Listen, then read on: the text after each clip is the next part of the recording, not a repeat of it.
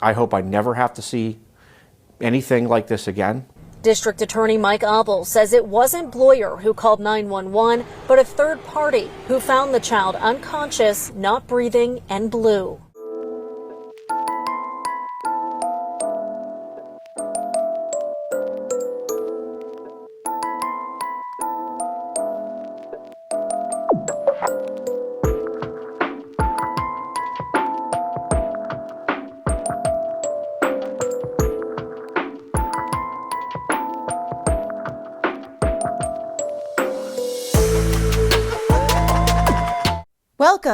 Welcome back, and thanks for being here. I'm Cassie, and this is A Wicked World. Now, if you haven't checked out A Wicked World on Patreon yet, and you want to have access to over 60 exclusive videos with new ones being added each month, then make sure you do that using the link in the description box below. The story I have for you today is about a little boy who was killed by his stepmother. Then come to find out, his father had actually been hiding her mistreatment of him for over a year. This is the story of Bentlee Myers.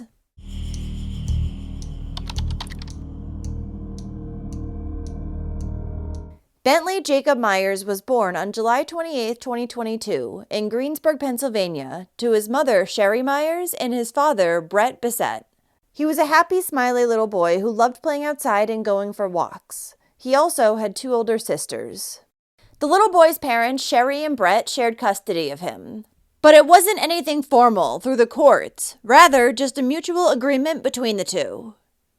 According to Sherry, her son had recently been staying with his father and his father's fiancée, Brianna Bloyer, because she just underwent surgery and while she was recovering, she wasn't able to properly care for Bentlee. It was about 2 weeks into the toddler's stay with his father, who lived on Old Lake Lynn Road in Spring Hill Township, Pennsylvania, that 911 was called to the home. Shortly after noon on August 16, 2024, Head Start teacher Amy Downing called emergency services after she'd gone to the family's residence for an appointment with another child who lived there. When she knocked on the door, the father's fiancée, Brianna, answered in a panic. She asked Amy to help because Bentlee had hit his head on the coffee table and the little boy was now unresponsive. Upon entering the home, she discovered the 2-year-old lying on his bed with his feet propped up. And while Amy noticed that his face was blue and he was not breathing, the boy's stepmother had not yet called for help. So once Amy had contacted 911, emergency responders would arrive at the home shortly after. Bentlee was then rushed to Ruby Memorial Hospital in nearby Morgantown, West Virginia, where he was declared brain dead. And the toddler would succumb to his injuries 3 days later on August 19, 2024. Bentlee was found to have multiple bruises on his body, some old, some new. This included significant bruising to his head. He also had trauma to his nose and ear, and a fractured left foot. Additionally, he had a brain bleed and ruptured blood vessels behind both eyes. Once an autopsy was completed, Bentlee's death was determined to have been from blunt force trauma, and it was ruled a homicide. While the only adult who had been in the home at the time that the little boy had received his fatal injuries was his stepmother, Brianna, police still wanted to speak with both her and his father, Brett. According to Brianna, Bentlee had been staying at their home for about 2 weeks at that point. And on the morning of August 16th, she had woken the toddler up. That's when he began stumbling around and suddenly collapsed. The reason she hadn't called for help, she claimed, was because she was trying to figure out how to help him on her own first. When detectives spoke with the boy's father, Brett, he would claim ignorance when he was asked how his son had gotten the numerous injuries to his body. He did, however, tell investigators that he noticed that his fiancée, Brianna, was often stressed out around his son, which would in turn make her frustrated with the child. Then his story started to change, and he told officers that he had actually noticed suspicious bruising on Bentlee several times after he'd come home from work. He claimed that he had concerns that his fiancée was hurting his son, and that he was worried that he was putting him in danger, leaving him in her care. But Brett still continued to do it anyways, for several days every week, for over 8 hours each time. The father then confessed that he'd witnessed Brianna assault or attempt to assault his son on multiple different occasions, starting when he was just 6 months old. There were times where Brett said that he either had to pull his fiancée off Bentlee or separate them because she was becoming so upset. Which in itself sounds incredibly concerning, and he immediately should have broken up with her right then and there.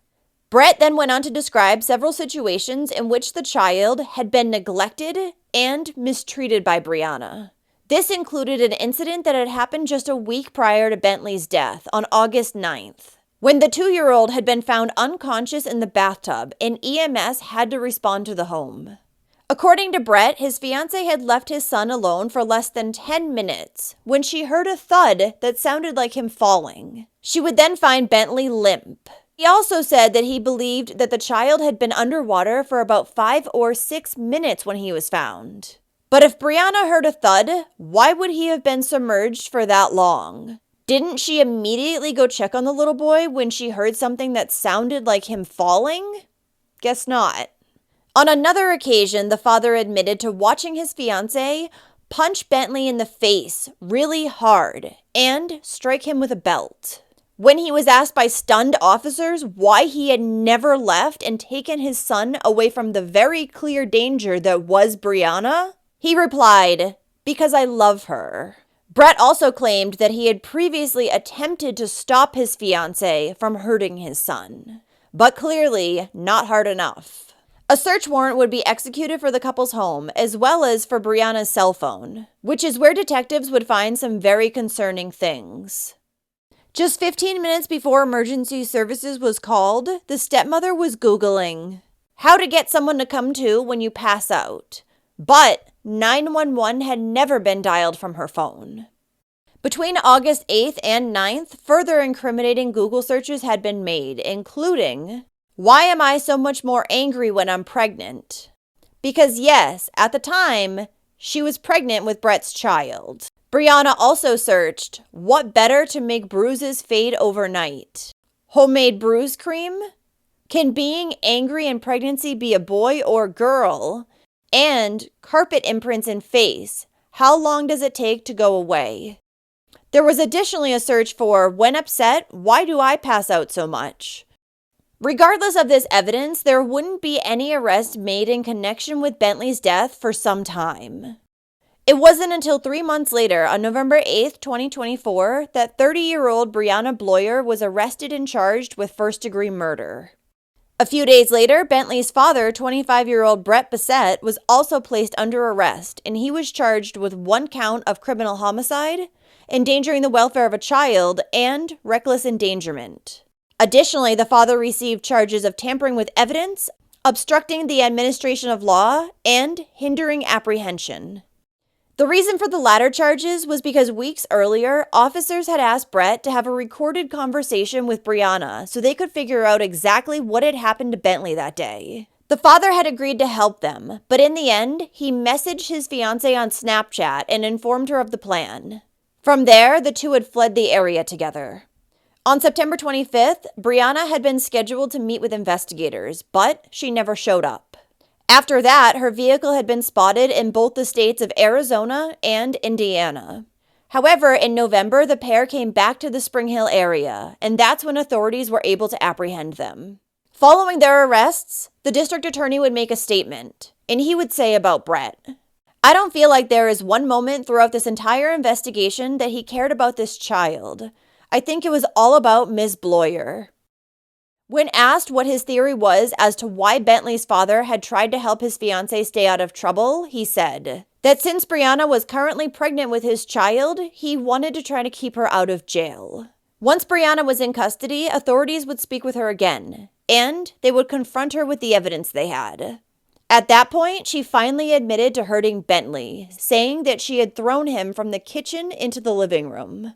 According to the stepmother, she had gotten angry because the little boy was following her around the house and she just lost it. She turned around, picked Bentlee up, and threw his body into the other room. When he landed, his head hit the floor, and Brianna admitted to hearing it make a loud noise. The stepmother's attorney has since argued that there is not enough evidence to support the first-degree murder charge against her. Since, as he said, prosecutors are not able to show that she specifically intended to kill the toddler. The strongest evidence being that she told investigators that she had just lost it with Bentlee. There was no premeditation or intent, just an uncontrolled moment of anger. Brett's attorney is also speaking out against his client's charges, saying that he was at work at the time of the incident. Therefore, he should not be charged with homicide. But the district attorney contends that Brett knew exactly what Brianna was doing to Bentlee, and he had left his son in significant danger because he continued to leave him in her care. The DA also filed a notice in April of 2025 citing 2 aggravating circumstances that would enable him to seek a death sentence against Brianna: Bentlee's age and allegations by police that she tortured the child. Both Brianna and Brett are currently being held without bond at the Fayette County Jail. Police have looked at photos of Bentlee throughout his life and have noticed that in several, he had concerning bruising and other injuries like burns, scratches, and cuts to his body. Which makes me wonder, if that's the case, then did Bentlee's mother notice these things? Or did she ever report them to authorities?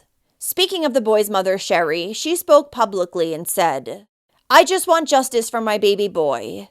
And all I want to know is why she did it. He was a smart baby and was always happy and loved to go outside and always wanted to go for walks and loved playing. He was our pride and joy." Bentlee Myers' funeral was held at the Andrew D. Ferguson Funeral Home in Uniontown, Pennsylvania on August 27, 2024.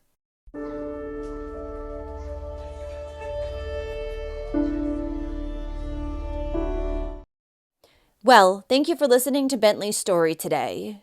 It's so sad knowing that his father could have prevented this from happening, but he didn't seem to care about his son enough.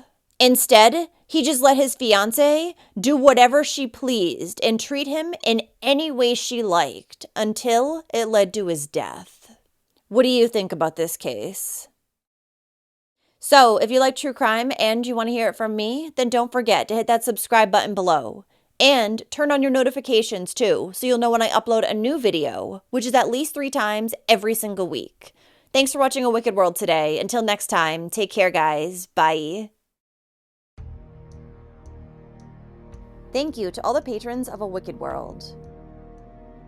Now, there's even more of A Wicked World on Patreon, so check it out on patreon.com/awickedworld, or use the Patreon app. You'll have access to exclusive videos each month and more. Any support truly helps to make sure the victims are never forgotten and to highlight the shortcomings of society associated with each case.